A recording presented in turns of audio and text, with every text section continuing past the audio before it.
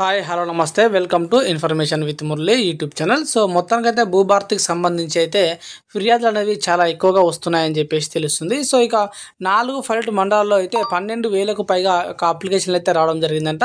So అవి ఎక్కువగా pattadar pass పుస్తకాల్లో కరెక్షన్స్ కోసమే అత్యధికం అని చెప్పేసి చెప్తున్నారు. సో ఇక జూన్ 2 తర్వాత వచ్చేసి రాష్ట్ర వ్యాప్తంగా సదస్సులు అయితే నిర్వహిస్తామని చెప్పేసి చెప్పడం జరిగిందనమాట. సో లక్షల్లో దరఖాస్తులు వస్తాయనే అంచనాలు అయితే ఎక్కువగా ఉన్నాయని చెప్పేసి తెలుస్తుంది. సో వేగంగా పరిష్కరించకపోతే భవిష్యత్తులోనూ తిప్పలే అని చెప్పేసి ప్రధాన హెడ్డింగ్ అయితే ఇవ్వడం జరిగింది అనమాట దినపత్రికకు సంబంధించి. సో ఇక భూభారతి చట్టం అనేది అమల్లో భాగంగా భూ సమస్యల పరిష్కారం కోసం నిర్వహిస్తున్నటువంటి రెవెన్యూ సంస్థలకు రైతులు అయితే పోటెత్తున్నారని చెప్పేసి తెలుస్తుంది. సో గత సర్కార్ తెచ్చినటువంటి ధరణి కారణంగా తలెత్తినటువంటి భూ సమస్యలు ఏడాదిన్నర కాలంలోనూ పరిష్కారం కాకపోవడంతో కొత్తగా అప్లికేషన్లు అయితే పెట్టుకోవడం జరుగుతుందన్నమాట. సో ఇక ధరణి స్థానంలో భూభారతి చట్టాన్ని అమల్లోకి తెచ్చినటువంటి కాంగ్రెస్ సర్కారు గత నెల 4 పైలట్ మండలంలో రెవెన్యూ సంస్థలు అయితే నిర్వహించగా సో ఏకంగా 12,000కు పైగా దరఖాస్తులు అయితే రావడం జరిగిందంట. సో ఇక వీటిలో అత్యధికం ధరణి పోర్టల్లో నమోదైనటువంటి తప్పులేనని చెప్పేసి తేలడం జరిగిందని చెప్పేసి చెప్తున్నారు. సో ఇక 2023 డిసెంబర్లో అధికారంలోకి వచ్చేటువంటి కాంగ్రెస్ ప్రభుత్వం భూ సమస్యలను పరిష్కరించేందుకు పలు చర్యలు తీసుకుంటున్నప్పటికీ క్షేత్రస్థాయిలో మాత్రం పరిష్కారానికి అయితే నోచుకోలేదని చెప్పేసి తెలుస్తుంది. సో అందువల్లే రెవెన్యూ సదస్సులో వేల సంఖ్యలో ఈ యొక్క అప్లికేషన్లు వస్తున్నట్లు సమాచారం ఉంది. సో ఇక 60% అయితే పాస్బుక్స్ కరెక్షన్ గురించే వస్తున్నాయని చెప్పేసి చెప్తున్నారు. సో గత నెల 17 నుంచి 30వ తేదీ వరకు 4 జిల్లాల్లో 4 మండలాల్లో ప్రయోగాత్మకంగా నిర్వహించినటువంటి రెవెన్యూ సదస్సులు భూ సమస్యల తీవ్రతనైతే ప్రభుత్వానికి మరోసారి స్పష్టం చేయడం జరిగింది.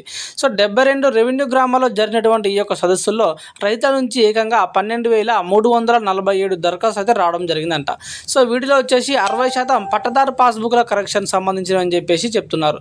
సో ఇక సర్వే నెంబర్ల తప్పిదాలు 32%గా ఉన్నాయంట. సో భూ విస్తీర్ణం తక్కువగా నమోదైనటువంటివి 20%గా ఉన్నాయని చెప్పేసి చెప్తున్నారు. సో ఇక మిస్సింగ్ ఎక్స్టెంట్ 20% ఉండడం గమనార్హం అనమాట. సో కొందరు రైతులకు చెందినటువంటి భూముల వివరాలు పూర్తిగా అయితే ఇక్కడ మాయమయ్యాయని చెప్పేసి చెప్తున్నారు. సో ఒక్కో మండలంలో సగటున 3,000 దరఖాస్తులు రావడంతో రెవెన్యూ శాఖ ఉన్నతాధికారులతో పాటుగా ప్రభుత్వ పెద్దలు సైతం పరేషాన్లో పడిపోయారని చెప్పేసి చెప్తున్నారు. సో మరోవైపు అయితే ఈ నెల 5వ తేదీ నుంచి 30వ తేదీ వరకు 28 జిల్లాల్లోని 28 మండలాల్లో ఈ యొక్క రెవెన్యూ సంస్థ అయితే నిర్వహించనున్నారని చెప్పేసి తెలుస్తుంది. సో ఇక్కడ కూడా వేల సంఖ్యలో దరఖాస్తులు వస్తాయని చెప్పేసి అధికారులు అయితే చెప్తున్నారు. సో ఇక జూన్ 2 నుంచి రాష్ట్ర వ్యాప్తంగా రెవెన్యూ సంస్థ నిర్వహించనున్నారనమాట. సో రాష్ట్ర వ్యాప్తంగా 600కు పైగా మండలాలు 12,000కు పైగా గ్రామాలు ఉండడంతో లక్షల్లో అప్లికేషన్లు వస్తాయని చెప్పేసి ఇక్కడ అంచనా వేయడం జరుగుతుందని చెప్పేసి తెలుస్తుంది. సో ఇక తహసీల్దార్లపైన యొక్క సమస్యల పరిష్కార భారం అయితే ఉండనుందని చెప్పేసి తెలుస్తుంది. ప్రస్తుతం వస్తున్నటువంటి ఆ యొక్క అప్లికేషన్లను బట్టి క్షేత్రస్థాయిలో భూ సమస్యల పరిస్థితి అనేది ఎక్కడ వేసిన గొంగడి అక్కడే అన్నట్లుగా కనిపిస్తుంది అనమాట. సో ధరణి వచ్చిన తర్వాత భూముల వివరాల్లో తప్పులు దొరకడం, పట్టదారు పాస్బుక్లు రాకపోవడం, ఉన్న భూమి తక్కువగా నమోదు కావడం లాంటి సమస్యలు అయితే పెరిగిపోయాయని చెప్పేసి తెలుస్తుంది. సో కాంగ్రెస్ ప్రభుత్వం అయితే భూభారతి చట్టం తీసుకువచ్చి తప్పులను సవరణకైతే అప్లికేషన్లు అయితే తీసుకుంటున్నది. సో వేల సంఖ్యలో దరఖాస్తులు వస్తాయనుకుంటే లక్షల్లో వస్తుండటంతో వాటిని వేగంగా పారదర్శకంగా పరిష్కరించడం ప్రభుత్వానికి అయితే పెద్ద సవాల్గా మారింది అని చెప్పొచ్చు అనమాట.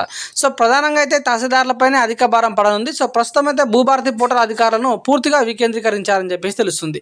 సో దీని ప్రకారం ఫీల్డ్ ఎంక్వైరీ చేసి తహసీల్దార్లు ఇచ్చే రిపోర్టులే కీలకం కానున్నాయని చెప్పేసి సమాచారం. సో కానీ కొందరు తహసీల్దారు ఫీల్డ్ రిపోర్టుల కోసం అయితే రైతుల నుంచి డబ్బులు డిమాండ్ చేస్తున్నారనే ఆరోపణలు అయితే వస్తున్నాయని చెప్పేసి చెప్తున్నారు.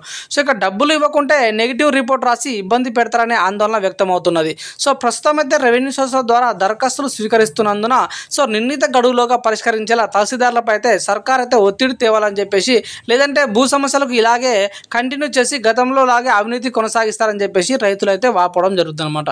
సో ఇది ఈ ప్రధాన దినపత్రికలో వచ్చేటువంటి భూభారతికి సంబంధించినటువంటి ఒక చిన్న ఆర్టికల్. సో మీకైతే సమాచారం యూజ్ అవుతుందని చెప్పేసి అనుకుంటున్నాను. సో వీడియో నచ్చితే మాత్రం ఖచ్చితంగా లైక్ చేసి సబ్స్క్రైబ్ చేసుకునే ప్రయత్నం చేయండి.